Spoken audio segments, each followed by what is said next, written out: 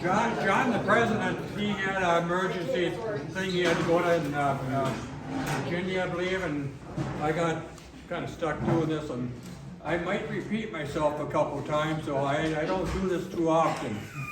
So just keep quiet. Anyway, I'd like to have all the veterans stand up, please. Veterans.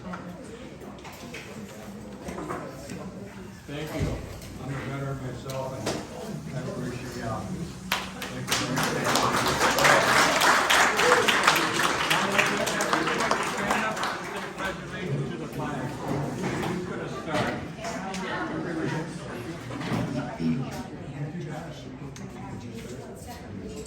I pledge allegiance to the flag of the United States of America and to the republic for which it stands, one nation, under God, indivisible, with liberty and justice for all. Thank you, David. Okay, I got notes here. The clubs usually open Monday from 8 to 4, Tuesdays 8 to 4, Wednesdays 8 to 7, Thursdays 8 to 4. Friday's kind of iffy, so you have to watch. Usually 8 to 12, but I think 8 to 4 this month, yeah. And Saturdays are iffy too. It's hard to find people to work Saturdays because somebody puts on field trips that are too good. I'm not going to say who, but he puts on, it's hard to find somebody to fill in. But just watch your email, okay, please, for Saturdays.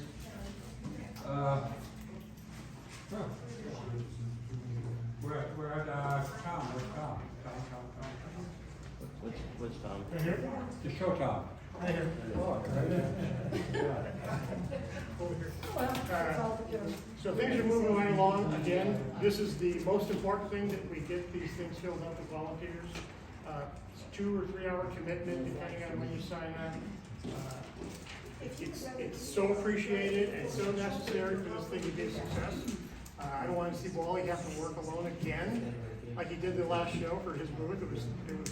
I had a few volunteers. You did? Yeah. But not on Sunday. Not a whole lot. Yeah. So, anyway, we're moving right along. We've got plenty of vendors. At this point, we'll be as full as we were last time we did a spring show. So that should be a very profitable show.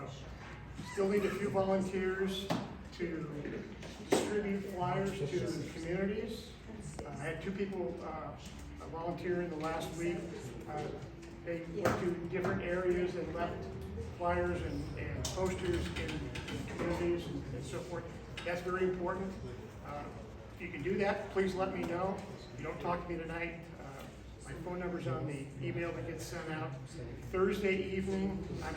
Friday evening at 4 o'clock, we set the place up, March 4th. We can use all the volunteers that we can get at the high school gymnasium, 4 o'clock, March 4th. And all this is going to be is, you know, we have all these kids helping us move the tables in. It's just kind of helping get things organized. You know, get the booth set up, get the tables put in the right spot, help the vendors get their things in and out.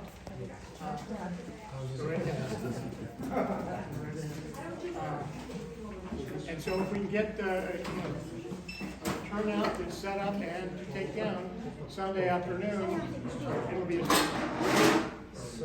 successful show. Any questions about anything? Okay, thank you. Like Tom said, it's critical that we get volunteers.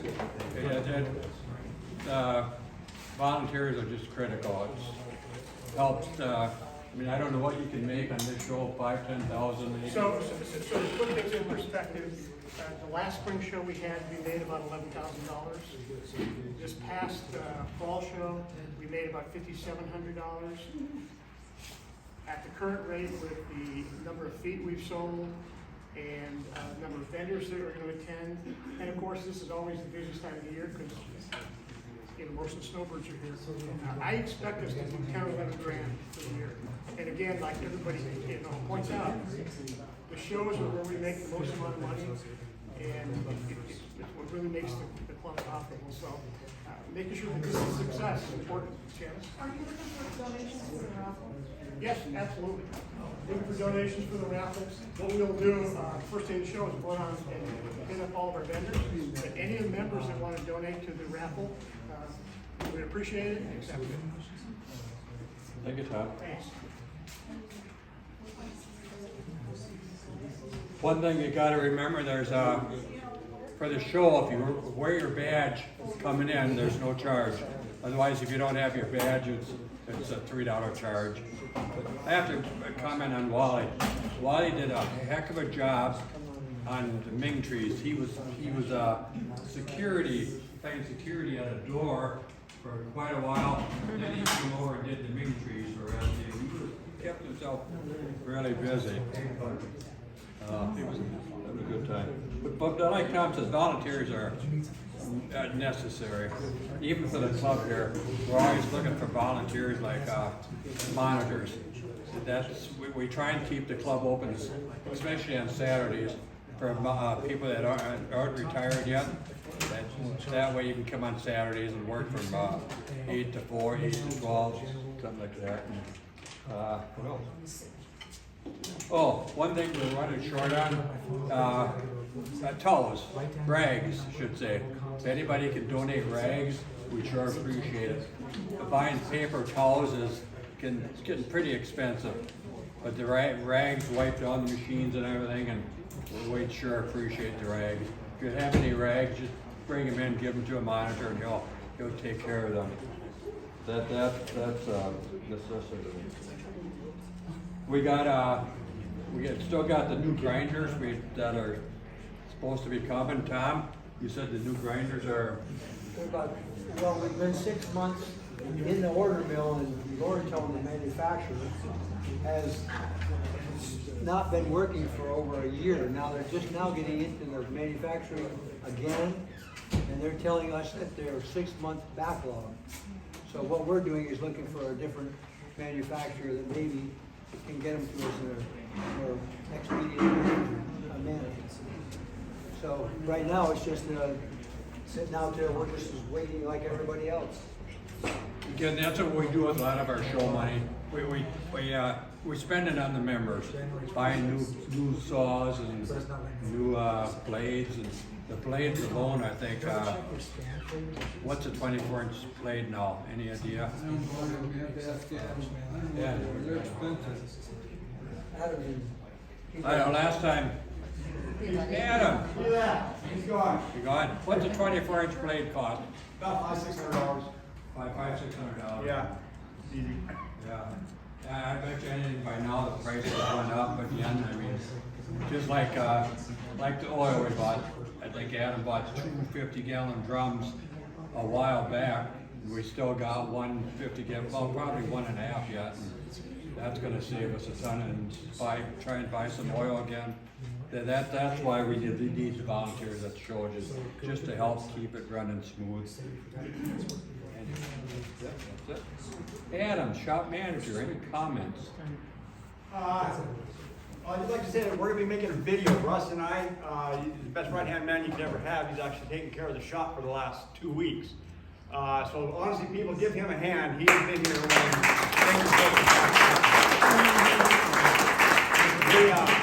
We're going to make some videos this next week or so, Linda. Okay, and she's a video girl, and to help instruct you on how to work on some of these new saws and machines that we have. So be looking for that grand opening here in the next couple of weeks. That's about it. Other than that, we got saws down and saws working. With that one saw, that 24-inch saw that's down, we found out a new motor. It's going to cost almost $1,000.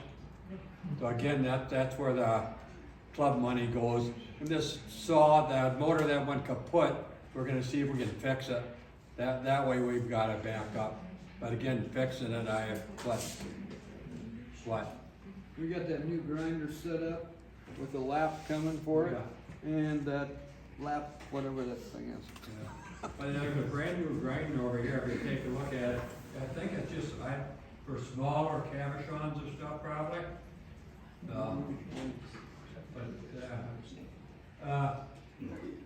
Security, Mike. Mike isn't here now, he's got medical problems, but he's a security for the show, and that he needs help. And that's basically standing at a door or walking around. And like Mike says, if there's ever a problem, you just use your phone, 911. He gives you a card with the address and the area of the school you're in. So it's very simple. If there's a problem, you just call 911.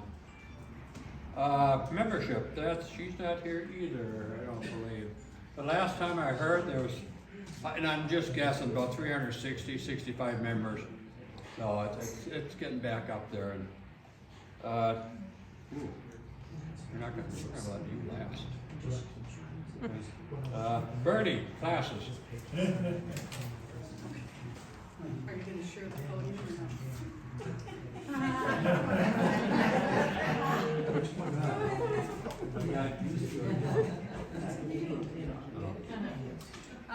We've got, February's been an interesting month. We've had to reschedule 2 of the classes. Jim Myers forgot a doctor's appointment he had. Glenn isn't feeling too well, so I've been changing the posting here weekly. And so if you were intending to come, please double check to make sure you know what day, what time, whatever. A couple of those classes I haven't even selected who the folks are that are the winners yet, but just so that you're aware. And don't show up when you're not supposed to. In March, we're going to have a brainstorming session early in the month, and that's simply to sit around and say, you know, I've had an idea about doing this. And then talking about how we can do it if we really think the club would like it, and going on from there. I also have another foil wrapping class, and we're doing weaving that time. Yes, it's gonna be an intermediate class. Intermediate foil wrapping class for weaving. And again, that's in March, so we've got a little time to enter that contest. We've just scheduled a class for making cabochon. Jesse's offered to do that again and again in March. It'll be posted not only online but on the flyers that we post here and in your email. So double check that too. April, we still have Doug Duffy. I haven't gotten into anything else beyond that. Wally, do you spend just a couple minutes talking about your STEM shows? About 30 seconds. Yeah. There are a couple of us, Adam included, a couple of us who go around to schools. A STEM night used to be STEM, science, technology, engineering, and math. And they've added art onto that to make some of them now are STEAM nights. And we go around to different schools, request that the club comes, and we have discussions if we go for a class during daytime classes. In the evening, we've been setting up just basically a rock display of Arizona rocks and answering questions, and we pass out flyers for the shows there too at that time. And the rocks are set up kind of in a roundabout way, and people go through looking and they ask questions about them, we answer questions, and depends on the school as to the number of people that we get, but it's quite a few. And if anybody is, from last meeting I heard there was somebody interested in having a STEAM night or a STEM night for a school they were associated with, and nobody said anything to me, but I'm one of the ones you can come to for that. I can't think of anything else. Yeah, thank you, Wally. Appreciate that. Is Dick Turpin here today? Dick, I like you. And I like you particularly because for one of Dan's trips, you suggested a video that we can watch on YouTube. What was the topic? Was that? It's the Peridot field trip. Okay, excellent. If you could do that in the future for other crops perhaps, that would be wonderful. Thank you. Bernie, Yeah. you addition to our STEM nights, Dan Jarvis is gonna bring his fluorescent display for us. We have a STEAM night coming up a week from tonight, the 17th. It was gonna be the 15th, but somebody sent me the wrong information, the 15th, but it's gonna be the 17th. And then on the 25th, we're gonna go to a junior high school. What's it called? Forgot the name of it, but I know where it is. But anyhow, Dan's gonna help us out. I don't think there's anything Dan doesn't do. I know. Yeah. Sleep. Followed by Linda. And this gives me the opportunity to let you know that Linda's gonna talk a little bit about a pot of tears, as I recall. Onyx. Onyx, hello. Okay. There we go. Hi guys, my name's Linda, and I am not a geology major, which means you will understand what I say, because it will not be over your head. Onyx, let me see that little guy there. So Onyx is what you'll see on the table here. It's the largest specimen over there. It looks like it's, 35 pounds. It is very similar to agate. In fact, they are close cousins. So the difference between onyx and agate is onyx has straight bands of chalcedony, and agate has crazy bands all over the place. So, and I wanted to point this out because we've probably all seen these little onyx animals, or maybe an onyx chess set. Okay, so the hardness of onyx is 6.5 to 7 on the Mohs hardness scale, which is the same as crystals. That's really too hard for anybody to carve. So when you're buying these little onyx carved pieces, most likely you're buying marble or calcite, which has a hardness of a 3, much easier to carve. I just found that very interesting. I didn't know that. So I was a little disappointed that my real onyx was not onyx. But I was also really glad that I didn't buy that chess set for my brother, which I was going to do. So onyx is crystal, and I wanted to let you know that it's a microcrystalline quartz. So there's microcrystalline and there's macro. And we know macro means you can see something, micro means you really can't. It's not visible with your eye. So those are the crystals that are not visible with your eye. We're going to talk about the microcrystalline, and there's 3 different types. There's one that you cannot see through, and that's called opaque. And those are jasper. There are some that light will pass through. That's called translucent, and that's chalcedony, which is what onyx is.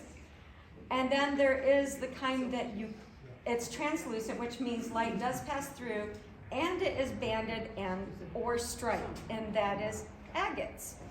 So they're all kind of under one umbrella. Onyx typically, though, started with just the black and white variety. That is what the true name is for, but then it has sort of kind of taken different paths along the way. It's been really popular, so you'll see some red and white or brown and white banded, and that's also called onyx by the general mass of people, but it's not really onyx in the traditional sense. But that one is called, it's SARD onyx, so sardonyx, if you want to know that. And that, one other thing, agates, chalcedony, and jasper, they're just all really closely related, and they are kind of, when we go on our field trips, a lot of what we are collecting happen to fall in one of those 3 categories of agates, chalcedony, or jasper. And onyx is a chalcedony with just the different colored layers of banding in parallel, mostly parallel. Some of them are relatively parallel, but not exactly. But it's not going to be like your crazy lace agates, which are agates, because they're just all over the place with their patterns. Thank you. Thanks. And I'm just going to add a little tag about onyx. We've got a good sale, and Jerry's gonna tell you about that before the meeting's over. So pay attention. We had a very short, thank you, Linda. No. Okay, back to here. We bought a bunch of Onyx, and it's, I don't know, how many pounds was that, Tom? 7,000. So, but what we're, to club members, we're gonna sell for $2 a pound. After 30 pounds, it's $1 a pound, which is just kind of, that pieces are as big as that, so. Then there's some smaller pieces too. But Onyx is, That's one of them. yeah, Onyx is a pretty good rock to work with. It's nice. But just remember that, up to 30 pounds, it's $1 a pound. After 30 pounds, it's $1 a pound. Silversmith, we're starting to get silversmithing going, but, she'll tell you more about it. So Terry couldn't be here tonight, but she wanted me to tell you that the first series of the silversmithing classes are full. Score. And we will be letting you all know when the next series starts at the end of this first series. We've got to see how it goes, see if there are any adjustments we need to make, things like that, okay? Everything is on schedule. We're looking good. For those of you that have contacted her and that wanted to be participating in the open lab, she will have an email out to you in the next 2 to 3 days. She had a bunch of company arrive, and you know how that goes. In Arizona, everybody comes to visit in the winter, right? So anyway, she will get that out in the next couple, 3 days. Any questions? Yes? I'm signed up for the class on the 23rd, is that still on? Yes, it is. Yes. So we'll see you there. Okay.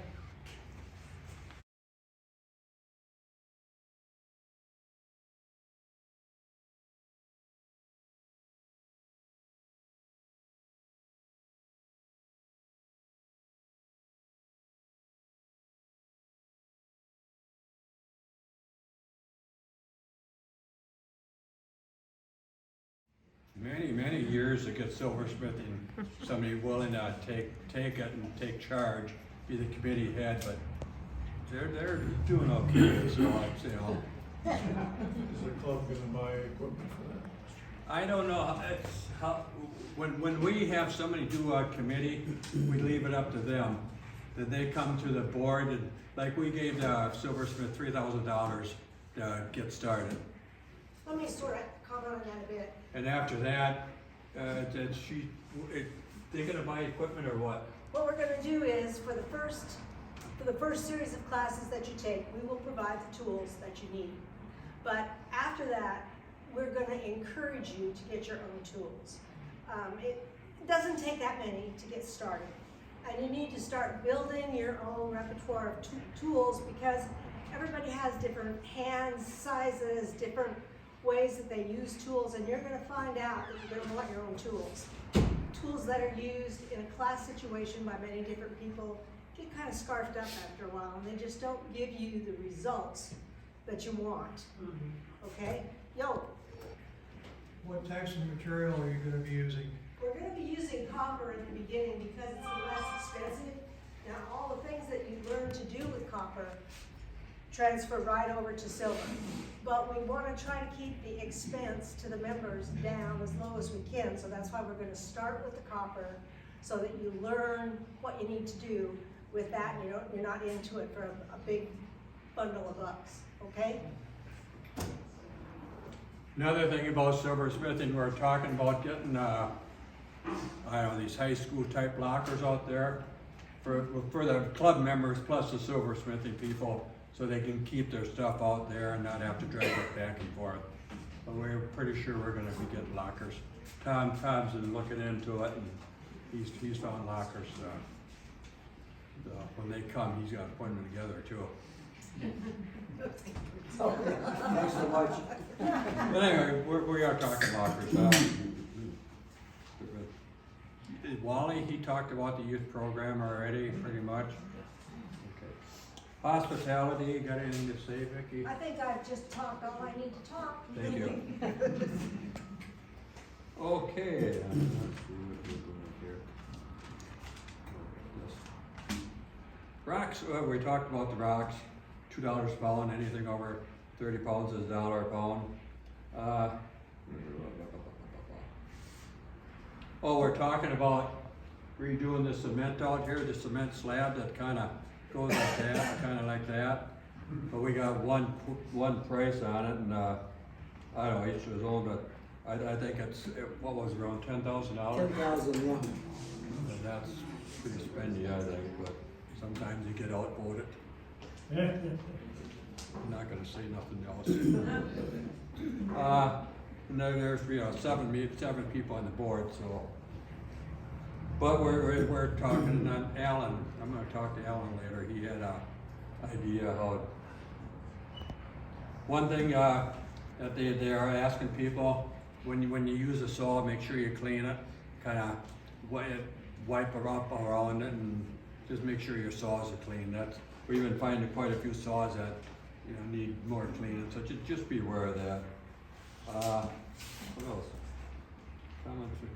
One thing, we've been discussing this, and some people agree and some people disagree, and it's kind of up in the air. These 2 pieces of petrified wood out here.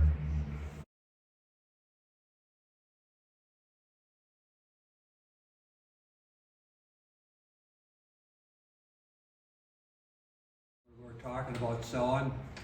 We think we can get 4,000 for one and 3,000 for the other one, but it's up to the board to decide to sell them or not to sell them. But if we do sell them, there's been talk on buying a 30-inch saw.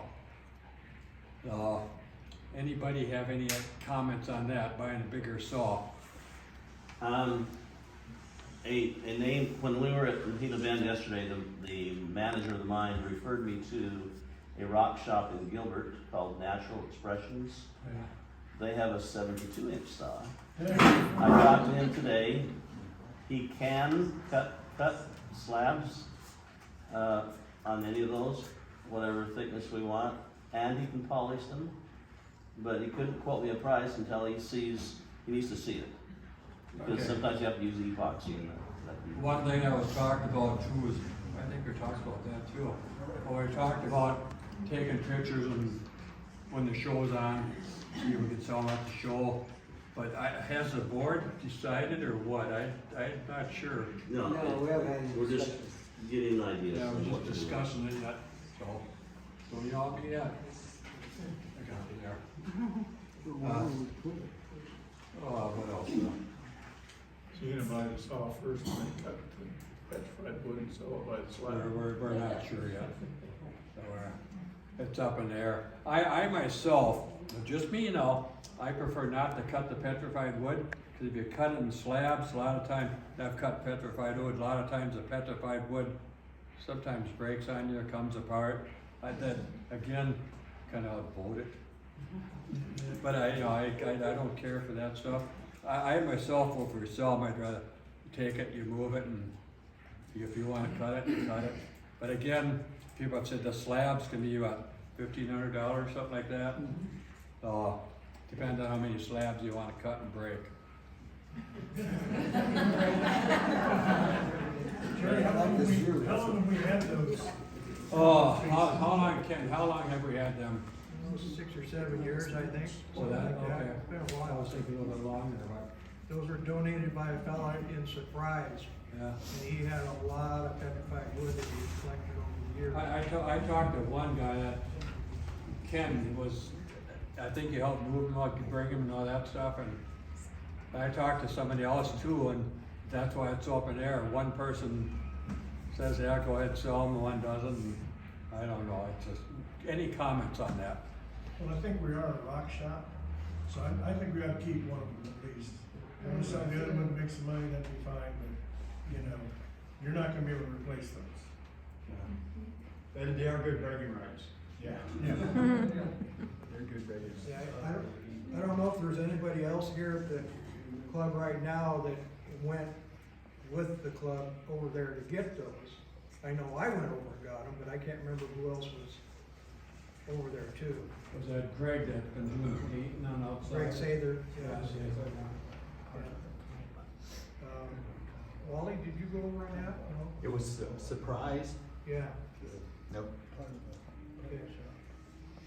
But again, we, if we do sell them, again, there's a lot of comment on buying that 30-inch saw, the bigger saw. What, I mean, any ideas on that? Whatever the saw diameter is, you can only cut that half of that size rock. So if you have a 24-inch saw, you can cut a 12-inch rock. Any idea where we would put it? We talked about putting it in back, that when we were building that area back there. When is that? And the city came and, botched it. But we were talking, and there's the plugins back there, and so if somebody had a big rock, they could basically back their truck up and lift it up, put it in, and or we could even, there was talk about even getting some kind of a hoist where you can move it in, take it out of the truck, pick it up, bring it over, drop it in the saw. There's talk about that too. But it's just talk right now. Any more comment? So do you look at it as a business perspective, return on investment, ROI? No, Tom's pretty good at that. What's that? Return on investment on a 30-inch saw. Well, I just think Cost of lubricant, cost of blades? that'll be the same.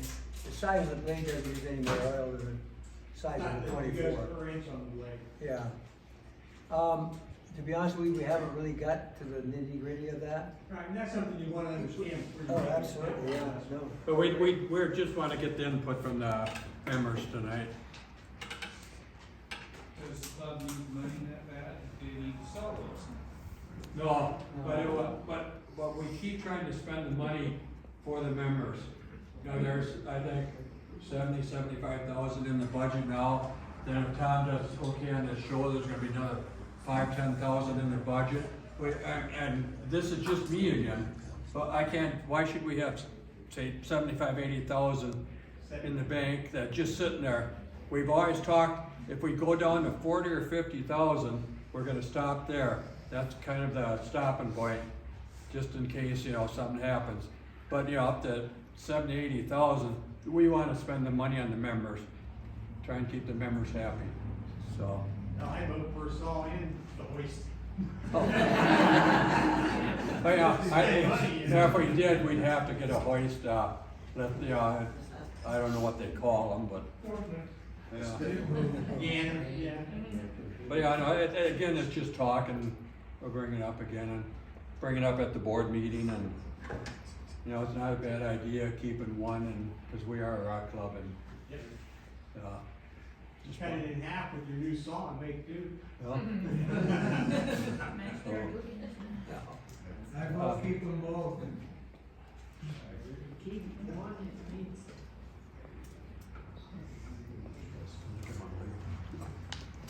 okay, but that's more talk. We somebody, when they were looking in the Silversmith shed, they found that that flat top there. Flat flap. No, that was in the tool shed. Oh, it's in the tool shed? Oh, but it's again, we're debating on whether to keep it or sell it. I mean, it's brand new, never been used, but it takes 4 to 6 hours to probably, and you have to stay and watch it and all that stuff. You have to have water in it, just a little bit of water constantly. We've got the instructions here, but the brand new, they cost what, $650? $675. $675. We'd be wanting to sell this for $680. Does it have grinding wheels too? No, it's just a flat. You put a rock on it that just kind of vibrates back and forth. Yeah, but you can grind that way too. No, it doesn't. You gotta put grit in it. But the instructions here, we've read the instructions, and they said you have to, it takes 4 to 6 hours, probably depending on the rock. But and it'd be hard for Dan, you come in here 4 hours to watch it, it'd be hard. Jerry, I do geos and Brazilian agates on mine as a final polish, and it takes 2 days. today. 10 outside. A lot, I know, if we kept this, we kinda have to rent it, not rent it out, but, okay, you wanna keep it for the week, it's your turn to run the flat top, whatever, for the week, and you'd have to watch it. But again, we've talked about if somebody does get it, It's also loud, and if you don't have it chained down, you'll find it on the other side of your yard. It doesn't move that much. but then when you use one size You got grit, that big one, and it'll travel. It'll Right. go Not this one. I had one at home, and if you used 80 grit in your 3 or 4 days, then you change it, you have to wash it, scrub it, so you don't cross-contaminate it. So we're on, if somebody would offer us a decent price, I think we'd take it. Why you looking at me? But just be, it's brand new, the instructions are here, if somebody's interested in it, come and talk to us. It'll be at the rock show. Probably not, we could. If we get an offer first. Probably will. If we don't sell, we're probably, it's not a bad idea, take it to rock show. So, and I mean, like I said, it's brand new, never been used. On silversmithing, that's comments from the floor, below floor. Any comments, any questions, concerns, any, oh, wait a minute, Dan's next. Forget the comments, concerns. Okay, Dan. Since yesterday, I'm feeling sad, depressed. I plan a field trip and I put my name up there as the field trip leader, and everybody looks at that name and oh, him again. And maybe 20, 30, maybe on a good day 40 people show up. And then we go down to Gila Bend, 2 hours drive, three if there's an accident or something going on. And I put Paul Stern's name up there next to mine. Some of you know how many showed up. If every chair in this room were filled, and you add about 20 more people, if we count the small child that was being carried around, 102. I wrote it in the report, and I'm still. I was there. Probably half the club was there. Yeah. Maybe we could have had our meeting there and had more people. Yeah. That was I'm pretty confident we hit a record. You know, years ago we went to an Onyx quarry near Mayer, and there were about 80 people on that one. We thought, man, we're never going to beat that again. But that was back in the days when Alan Caberno was, I think you were field trip leader back in those days. Yeah, we filled up that McDonald's.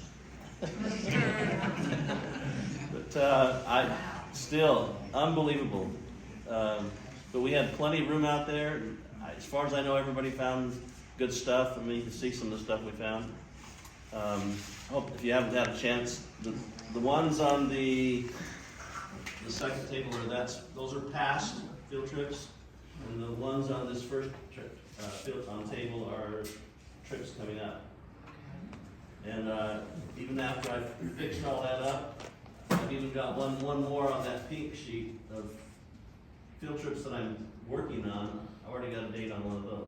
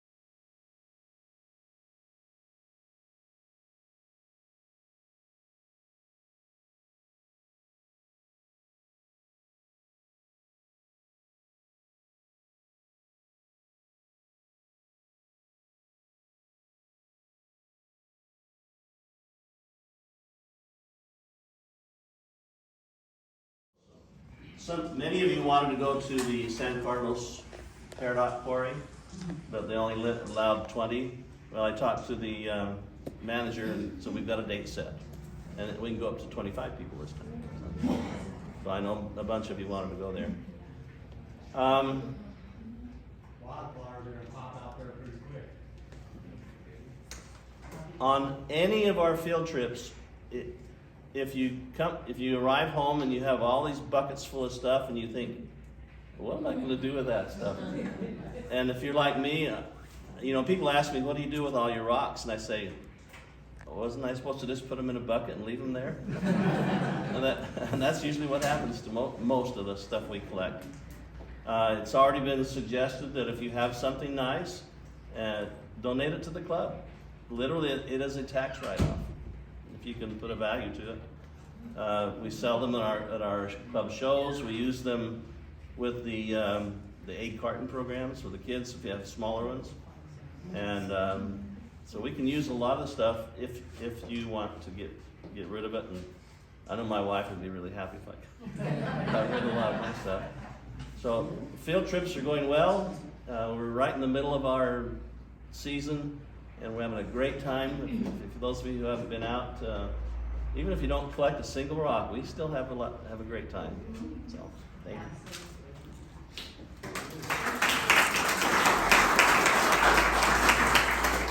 Like Dan said, we are starting to get low on rocks for the show. We would sure appreciate it if you find a rock, donate it to the club. And again, John can give you a write-off.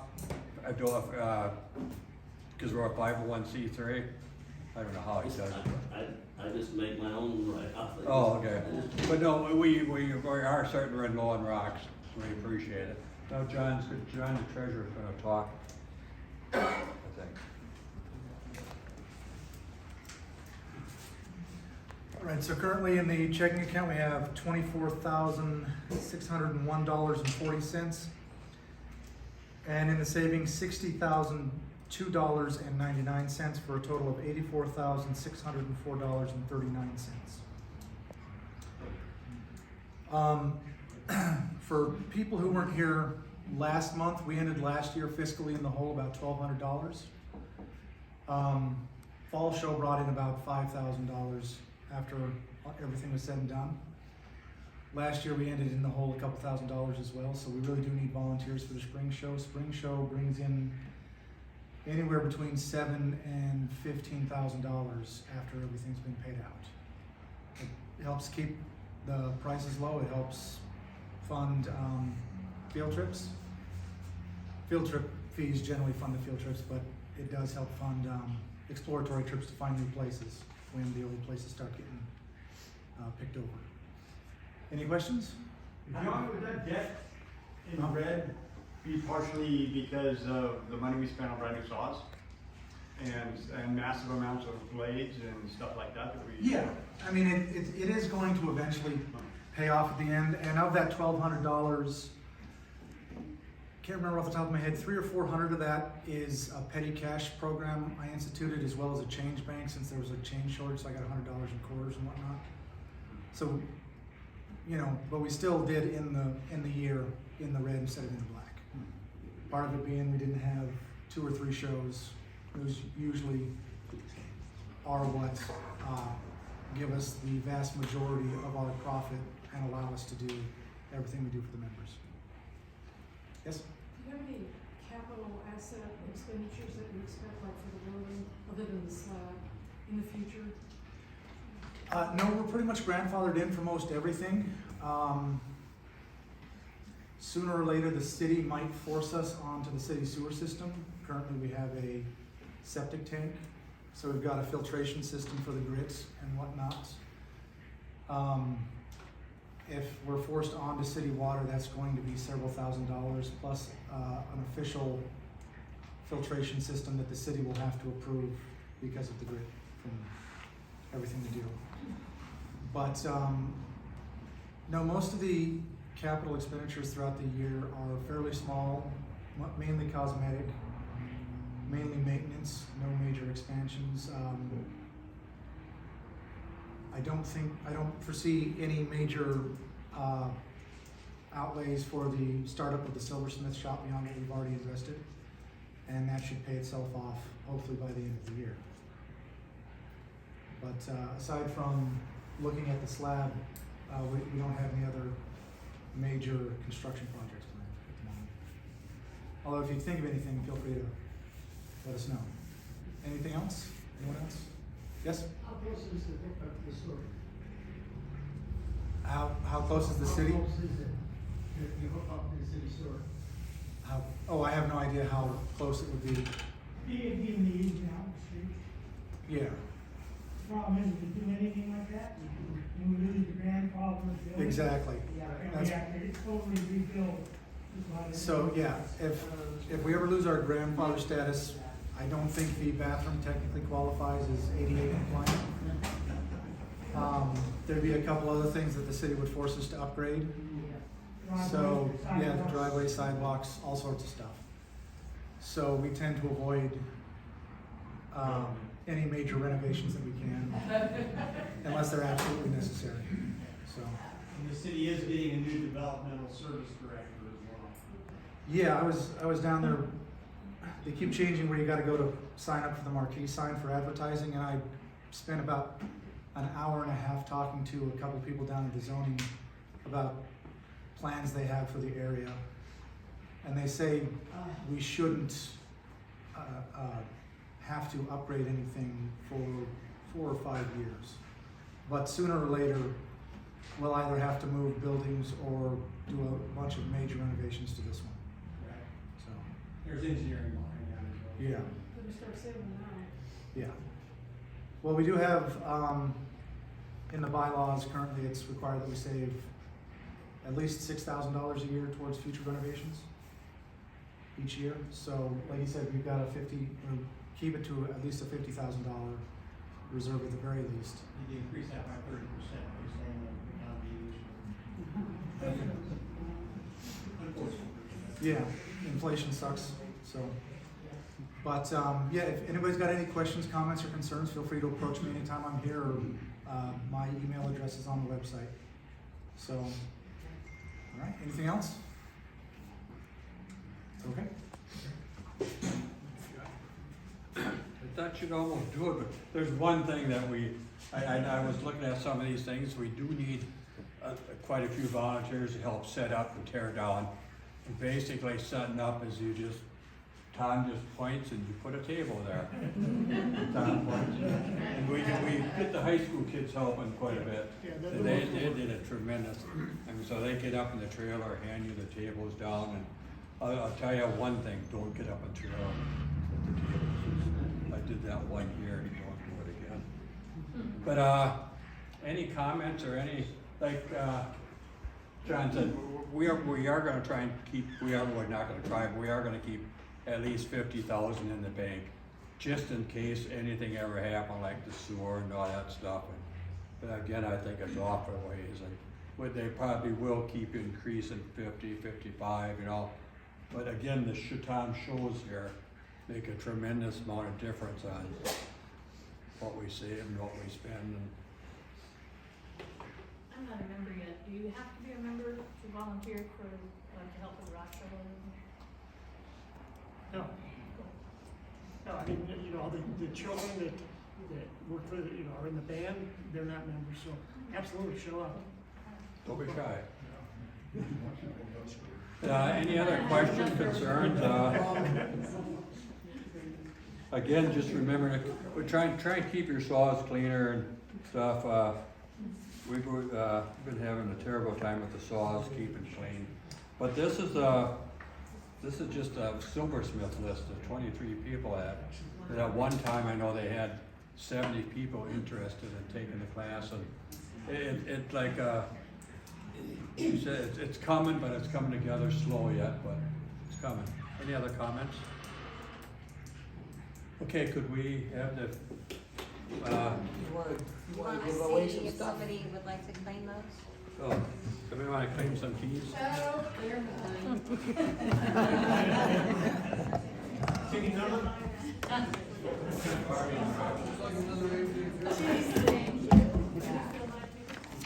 Yeah, oh yeah.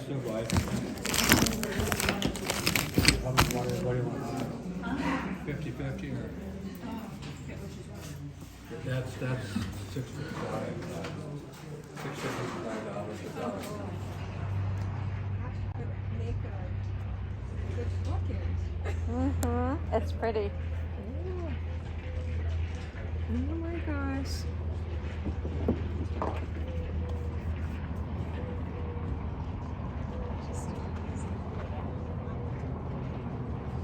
The banding is really pretty.